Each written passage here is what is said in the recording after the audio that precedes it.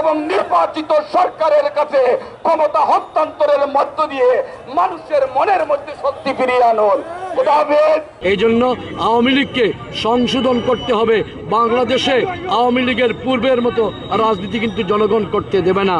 এটা বাংলাদেশ জাতীয়তাবাদী দল আওয়ামী লীগকে নিষিদ্ধ করেনি, ছাত্রলীগকে নিষিদ্ধ করেনি, নিষিদ্ধ করেছে এদেশের জনগণ এবং অন্তর্বর্তী সরকার।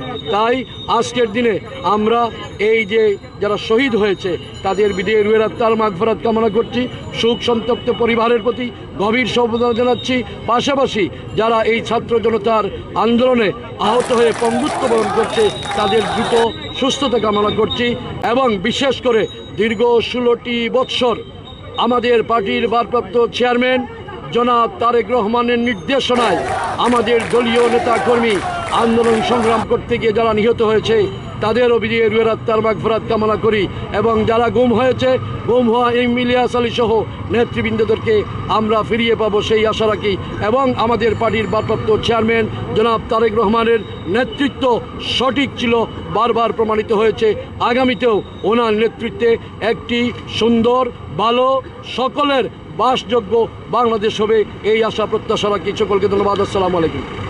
গতকালকে দেখেছি আওয়ামী লীগের একজন কর্মী মিডিয়ার মাধ্যমে যে কথাটি বলেছে, সত্যিই বলেছে যে শেখ হাসিনা তার শেখ পরিবারের প্রত্যেককে 1 সপ্তাহ পূর্বে দেশ থেকে পাড়ি জমিয়ে দিয়েছে অন্য দেশে, আর নিজে ঠিক মতোই আর্মির হেফাজতে এবং পার্শ্ববর্তী দেশের ইশারায়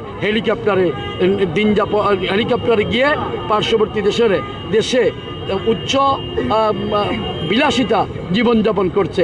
অথচ নেতাকর্মীরা আজকে দিশেহারা, কোথায় যাবে, কোথায় খাবে।